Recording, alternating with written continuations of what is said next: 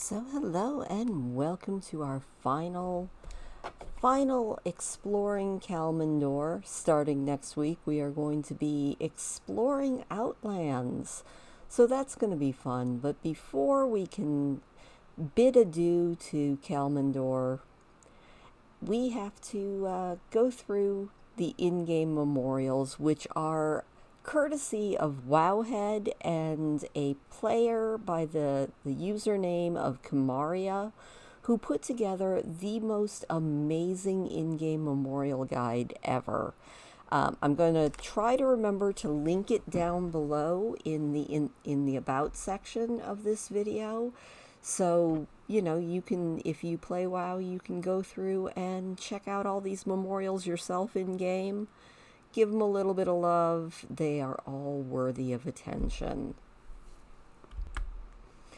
So our first memorial is to Kalimdor, but before we actually talk about him, let's talk a little bit about the in-game memorials using Kemaria's words.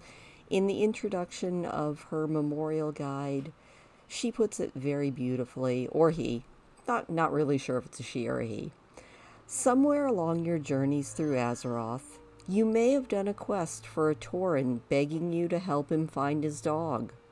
Or perhaps you found a charming wishing well in the Jade Forest. Maybe some flowers by a tombstone in Hillsbrad Foothills caught your eye. If so, then you've seen one of Blizzard's tributes to real people who have passed away. So this guide goes over where those memorials are found and to whom they pay tribute. So we're in the Kalimdor section, and like I said, we are beginning with Kalimdor. Kalimdor is a tribute to a man named Mitchell, who was a moderator whose username was Kalimdor at alphagamers.net, which was a Dutch Warcraft and gaming fan site that's no longer available at that domain. He was born in 1982 and he died in a car crash on December 10th of 2003. Mitchell had been looking eagerly forward to playing World of Warcraft, but he passed away before it was released. Kalimdor was added in patch 1.11.1, and he wanders throughout the temple gardens of Darnassus. As a very contemplative NPC, as you can see right here, occasionally he'll sit down by the edge of the water, contemplate life, and then continue on his way. So Kalimdor is one of the very first in-game memorial NPCs. I don't know if he was the first. I think one of the ones that we'll see a little bit later, which was Michael Coiter, might have been the first, but Kalimdor was up there. And if you have a mind, you can bring a player here. It does require a little bit of time traveling now because, as we all know, Teldrassil had that little run-in with Sylvanas, so you have to go and utilize the Bronze Dragon flight to get here, but it's still worth it. I mean, just to walk along with Kalimdor, see Darnassus as he sees it, as he just wanders through the town. Speaking of see it before it's too late, I don't know if there's any actual substance to all the rumors that I've been hearing about another Azeroth revamp on par with Cataclysm. But if that actually happens, I'm kind of wondering if that is going to possibly get rid of this phased version of Teldrassil. I kind of hope it doesn't, because there's something very special about coming here. But it is something that just kind of occurred to me, and if so, this could be one of our last chances to walk with Kalimdor, unless they import him into the new world tree that rumor says we're going to be growing out in the Dragonflight area. Nonetheless, it's definitely worth it if you have a character to come and take a walk with Kalimdor. Now, Kalimdor, being a night elf, does the most night elf thing that you could ever imagine when he sits down over here for his final little sit down. And that's he sits right in a clump of grass, completely ruining my screenshot that I wanted to get of him. I personally find that to be incredibly rude, but you know, it feels like a very night elf thing to do at the same time. So, thank you, Kalimdor. I'm sure that you are well loved, and we salute you.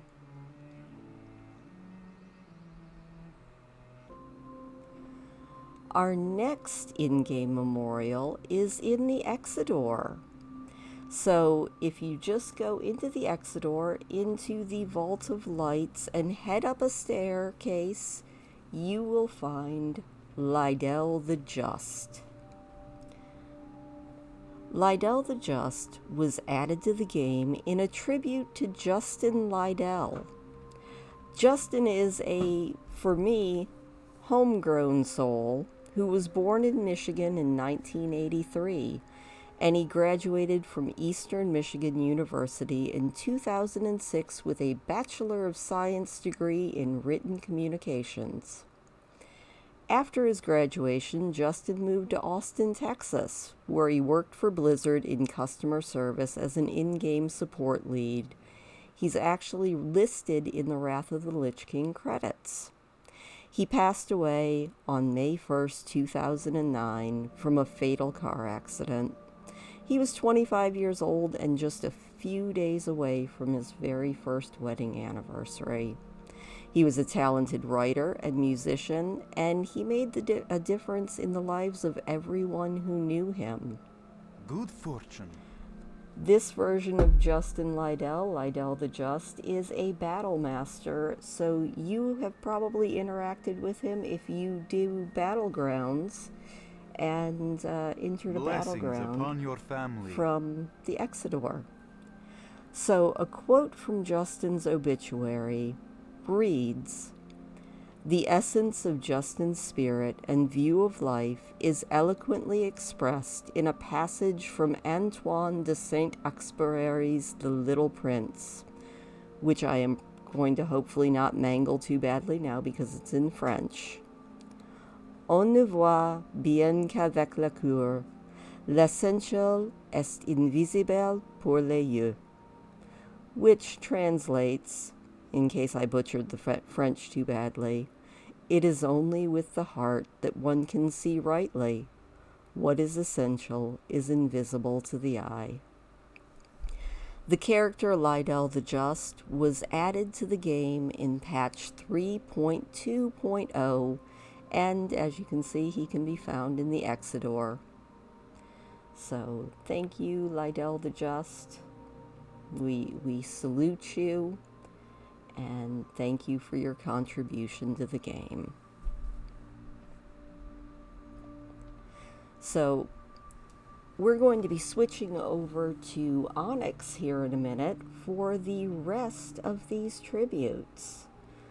But before we do, one last salute to Lydell the Just, Battle Master Supreme, and lover of The Little Prince, which is actually one of my very, very favorite books. Not even gonna lie. We salute you, Lydell the Just.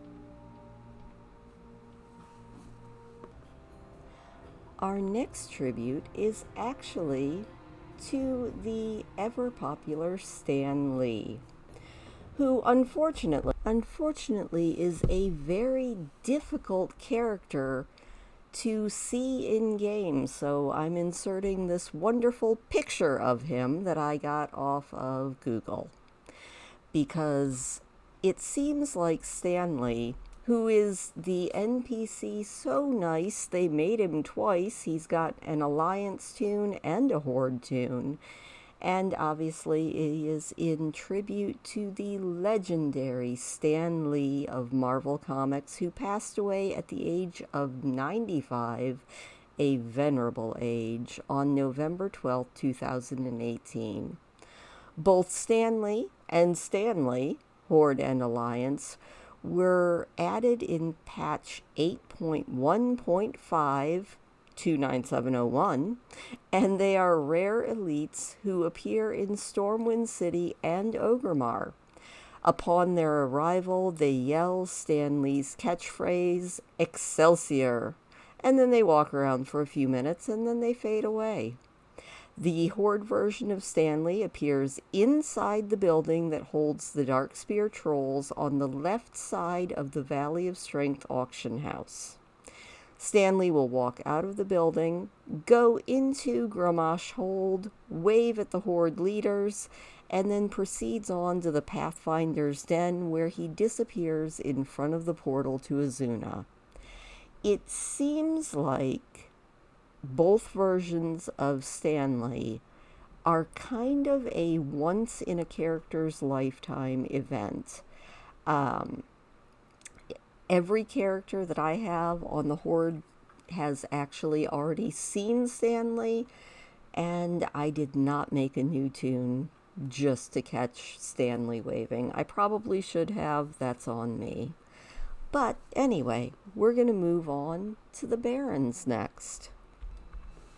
Our next in-game tribute is the Shrine of the Fallen Warrior.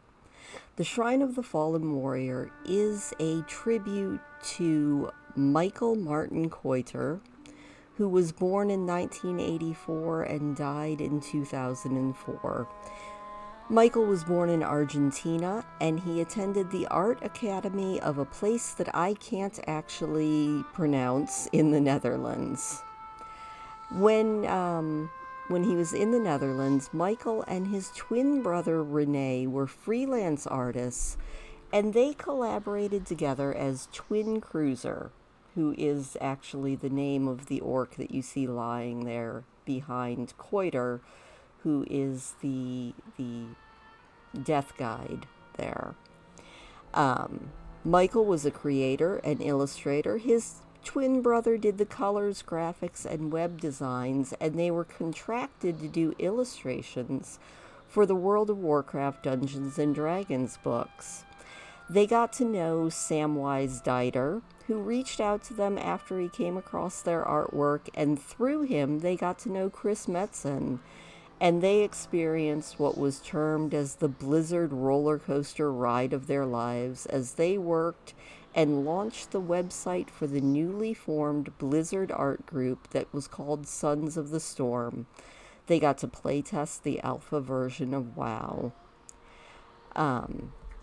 After his twin brother passed away, Rene, who now works at Blizzard, wrote this poem about his brother. Where once a hero set foot on his native soil, a monument has risen. Where now part of his essence resides, a mystical boon will be given. Upon the monument, the runic initials MK have been engraved, to honor all the journeys and battles the fallen one has braved. A hero's enduring spirit transcends many worlds beyond our own. Only those with steadfast dedication find a bond with this unknown. Travel the continents and scour the lands for the shrine standing tall, for in the presence of the monolith, the warrior will be with you all. Michael was made a posthumous member of the Sons of Storm art group, and the group's website, which unfortunately closed down in 2017, featured a memorial page all about Michael and his legacy. It is available to view via the Wayback Machine if you click a link in the WoWHead Memorial Guide. So, that was a beautiful, beautiful tribute. Koiter is the spirit healer who can be found on the top of the hill in the crossroads, and the location was chosen because, to quote Samwise Diter, it was where together we all kicked so much ass. The orc that lies in state here was a copy of Michael's beta character Twin Cruiser. And now we're moving on to what is probably the most well-known of the Memorial Tribute NPCs, and that is Ahab Wheathoof. And hopefully I can get through this without tearing up, because this story is tragic. Greetings, traveler.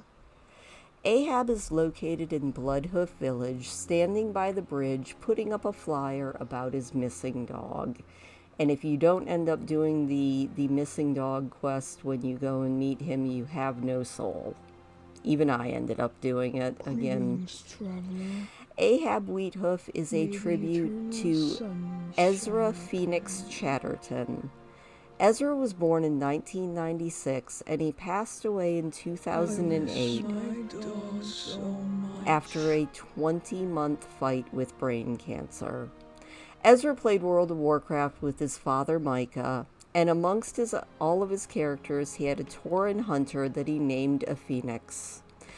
This character was a father-son activity. WoW was a father-son activity. They would research the game and consult before they made any gear choices and any choices for their characters.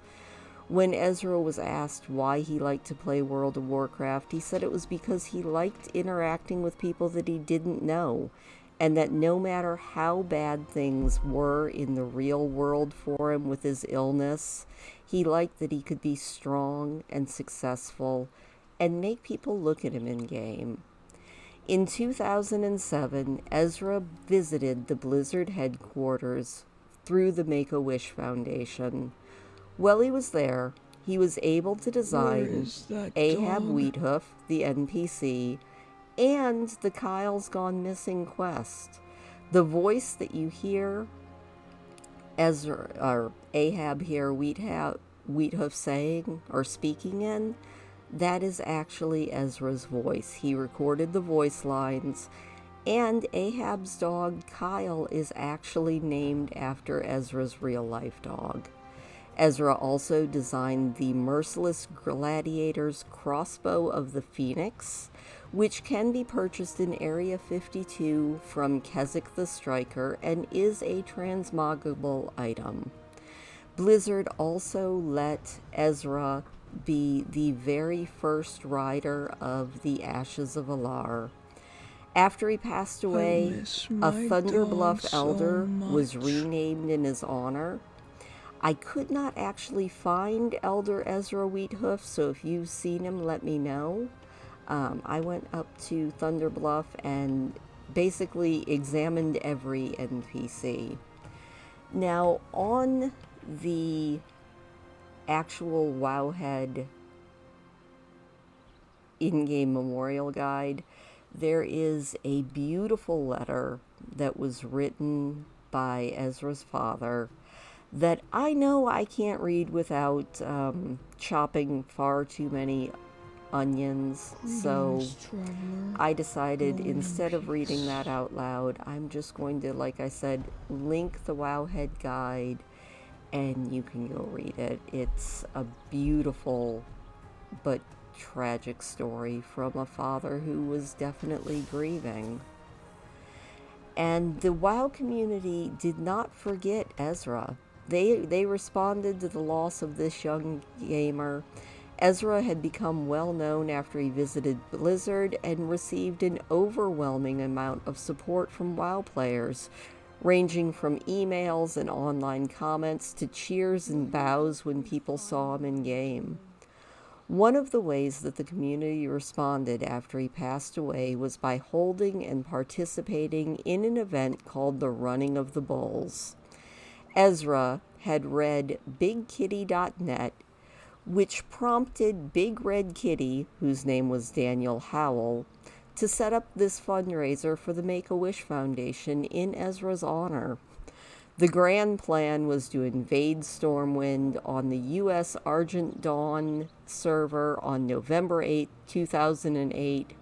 Anybody who could was supposed to show up with their level 70s, and those who didn't have level 70s were to create level 1 Taurens and amass the single largest baby Tauren army ever seen. The race was chosen because Ezra played a Tauren, and they would all be in the guild called Run for Ezra, along with any high levels who could escort the baby cows to Ratchet, then let them board the boat to Booty Bay, and then go to Goldshire and finally Stormwind. Of course, WoW being WoW, there was a hiccup to this, and that was the fact that the servers crashed. And so, despite that, I am sure that they raised a lot of money for the Make-A-Wish Foundation. They actually have a video on YouTube that also is linked in the WoWHead memorial find my that you can dog? actually watch I of the miss running of the my bulls, dog so which is probably much. hilarious. I've actually participated in the running of the gnomes, which is almost as much fun. Greetings, traveler. So, we salute you, Ahab Wheathoof, Ezra Chatterton, and may your soul have found peace.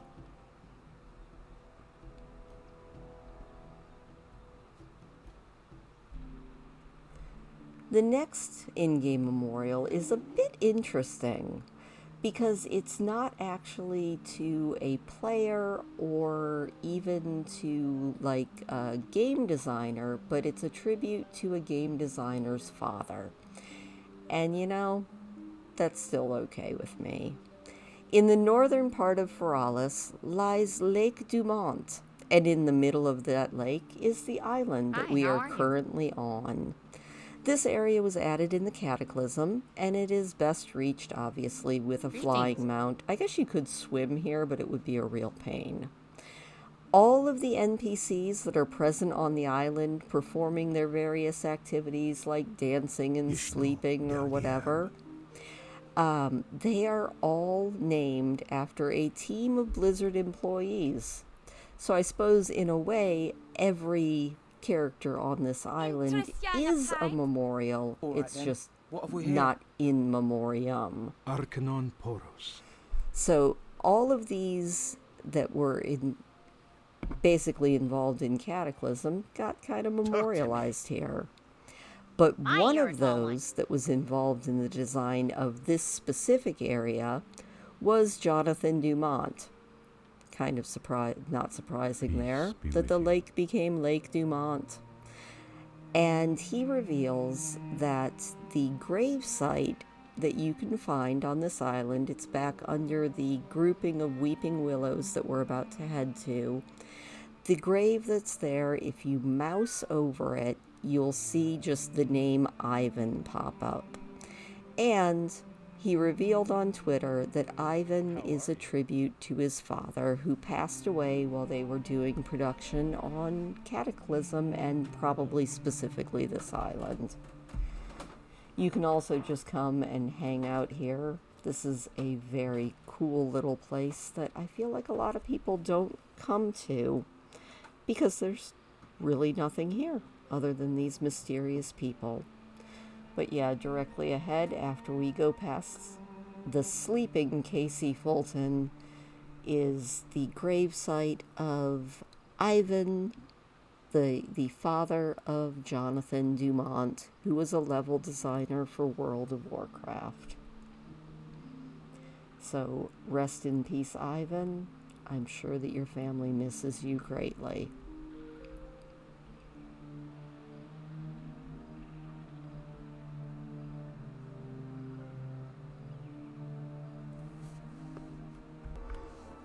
Our last in-game memorial might not actually be a memorial. Nobody really knows. There's a lot of mystery surrounding this. At the bottom side of Anchorage, the Fallen Kingdom, is a little mysterious cave. I actually came across this cave before I ever knew what it was because I just like exploring. And I poked around in the cave, and you can take the long way down, or you can do what Onyx is about to do and just jump. Be aware that you will take about half a bar of fall damage, though. But at the bottom of this cave, you're going to find a level 5 red dragon who's just sleeping. Nobody knows why he's sleeping. Nobody really knows who he is. The name Andre Straz in the red dragon nomenclature would indicate that it is a male dragon, and the rest of the name has raised speculation among players that maybe it's an in-game memorial to somebody whose name was Andre, but nobody really knows. The only real thing that we have ever heard is in 2014, Blizzard game designer Dave Mondano responded on Twitter to an inquiry about Andre Straz that he would bet $20 that it's an homage to somebody's 5-year-old who was named Andre, but that he would have to dig deep into the data to find out for sure. The only other thing I really know about Andre Straz is that he is mentioned in the Traveler novel, but I haven't read that novel, so I'm not exactly sure what they say about him. But you know what? If you want to visit a mysterious sleeping dragon who sleeps with his eyes open, which might just be a tiny bit creepy, well then, all you have to do is come down here to the base of Anchorage and check him out. But that is going to do it for the Kalimdor memorials. I hope that you enjoyed this, and hopefully I informed you about at least one or two that you didn't know about. But next week we're going to be moving on to Outland, and we're going to be starting with Hellfire Peninsula. So I'm going to get the girls some new outfits for a totally new area, and I will see you then. Have a good one.